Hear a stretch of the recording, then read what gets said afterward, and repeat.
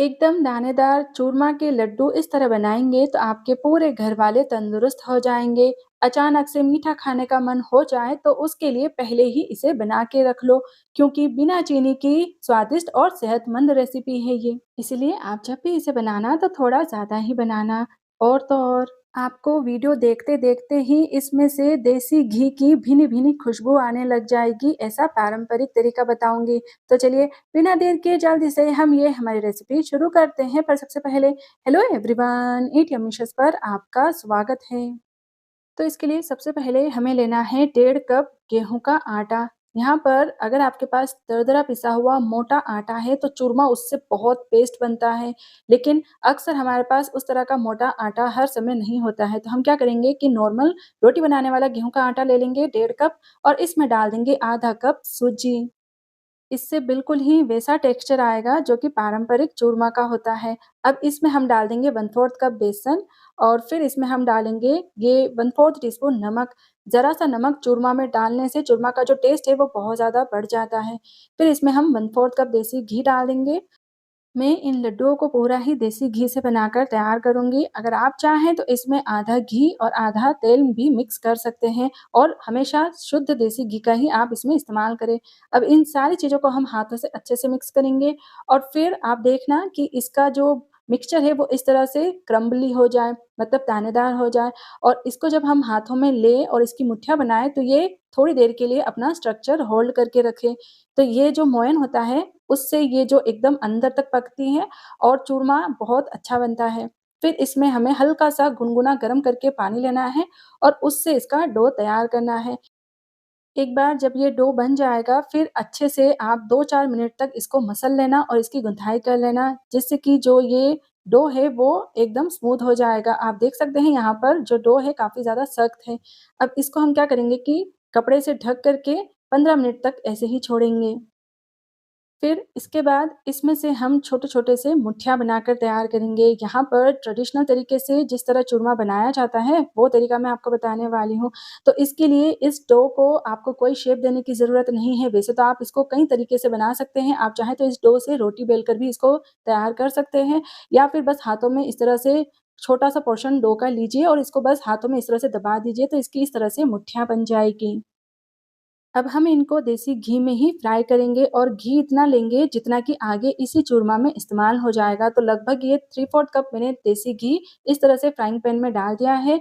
इसको हम धीमे आँच पर अच्छे से गरम करेंगे, और फिर इसमें ये एक-एक करके मुठिया डाल देंगे। जो मुठिया है वो 2 बार में फ्राई हो जाए उतना घी मैंने लिया है, और इसको हम इस तरीके से डाल कर के इसी में अच्छा-सा कलर आने तक पलट-पलट कर इसको फ्राई कर लेंगे। तो ये देखिए आप, कुछ इस तरह से इन मुट्ठियों का कलर चेंज हो जाना चाहिए। ये मुट्ठियाँ अपनी साइज़ से भी थोड़ी-सी बढ़ जाएगी और इसमें थोड़े-थोड़े से क्रैक्स भी आ जाएँगे, और इस तरह का जो लाइट ब्राउन कलर हो जाएगा, उसके बाद इनको हम देसी घी में से निकाल लेंगे। अब इन मुट्ठियों में से चूरमा बनाने के लिए हमें इनको पीसना होगा। ट्रेडिशनल तरीके में चूरमा बनाने के लिए मुट्ठियों को हाथों से ही मसल कर के, छान कर इसका एक दरदरा सा पाउडर तैयार किया जाता है। लेकिन हम क्या करेंगे कि इनको मिक्सी में पीसेंगे। तो उसके लिए हमें इसको पहले अच्छे से ठंडा करना है। तो घी में से निकालते ही इसको हम इस तरह से तोड़ लेंगे ताकि ये जल्दी से ठंडी हो जाएगी, और इस तरह से परात में या बड़े से बर्तन में इनको निकाल कर रख लेंगे और अच्छे से इनको ठंडा कर लेंगे। तो मैंने इनको अच्छे से ठंडा कर लिया है। अब मैं इनको 2 बार में मिक्सी में पीस करके इसका जो है पाउडर बनाकर तैयार करूँगी। आप देख लीजिए, इस तरह से चूरमा का जो पाउडर बनेगा वो बहुत दानेदार बनेगा और कच्चा बिल्कुल भी नहीं रहेगा। आप देख सकते हैं इसका टेक्सचर कुछ इस तरह से हो जाएगा, जो कि एकदम परफेक्ट रहेगा। अब मुट्ठियों को फ्राई करने के बाद जो घी बच जाएगा उसको हम अलग से कटोरी में निकाल लेंगे और अपनी ज़रूरत अनुसार थोड़ा-थोड़ा इसका इस्तेमाल करेंगे। तो मैंने यहाँ पर फिर से ये 1 टेबलस्पून जितना देसी घी वही वाला गरम किया है, और इसमें ये मैंने लगभग 2 टेबलस्पून क्रश किए हुए बादाम और 2 टेबलस्पून क्रश किए हुए काजू डाल दिए हैं। थोड़ा-सा मैं इनको घी में फ्राई कर रही हूँ, जो कि बहुत ज़्यादा अच्छे लगते हैं। आप चाहें तो इनको बिना फ्राई करे भी चूरमा में डाल सकते हैं, लेकिन फ्राई करने से इनका जो क्रंच है थोड़ा और ज़्यादा बढ़ जाता है। फिर थोड़ी देर के बाद इसमें हम ये 1 टेबलस्पून किशमिश डाल देंगे, 1 टेबलस्पून इसमें खसखस डालेंगे, और इसके साथ-साथ इसमें हम डालेंगे आधा कप कद्दूकस किया हुआ सूखा नारियल। जिसको कि हमारे यहाँ पर खोपरा कहा जाता है। इन सारी चीज़ों को डालने के बाद हमें एकदम धीमी आँच पर इनको भूनना है। अगर ये ज़्यादा गरम होने लगे तो गैस की आँच को बंद कर दीजिए और कुछ सेकंड्स के लिए इनको इसी में भून लीजिए। फिर ये पूरा मिक्सचर हम डाल देंगे इस चूरमा में। यहाँ पर आप अपनी पसंद से इसमें ड्राई फ्रूट्स का इस्तेमाल कर सकते हैं। फिर हमें इसमें 1 टीस्पून इलायची का पाउडर डालना है और इसका फ्लेवर और अच्छा करने के लिए इसमें हम डालेंगे थोड़ा-सा जायफल। तो इस तरह से जायफल को हम फ्रेश कद्दूकस करके इसमें डालेंगे, लगभग चुटकी भर जितना जायफल इसमें डाल देंगे। और अब ये चूरमा के लड्डू मैं बिना चीनी के बना रही हूँ, लेकिन अगर आप चूरमा चीनी वाला बना रहे हैं, तो इसी टाइम पर ये सारी चीज़ें डालते ही आप इसमें पिसी हुई चीनी या फिर तगार डाल कर के आगे इसके लड्डू तैयार कर सकते हैं। लेकिन हमें अब बिना चीनी के लड्डू बनाने के लिए क्या प्रोसेस करनी है, चलिए वो देखते हैं। तब फ्राइंग पैन में हम फिर से ये 2 टेबलस्पून देसी घी को गरम करेंगे, बाकी का इतना घी मेरा बच गया है तो इसको मैं अलग से आगे इस्तेमाल कर लूँगी। अब यहाँ पर इस घी में हम डालेंगे ये 1.5 कप गुड़। यहाँ पर गुड़ को आप अच्छे से साफ करके इसमें लेना और थोड़ा-सा इसको क्रश कर लेना और बस इसको मेल्ट करना है, इसको पकाना नहीं है।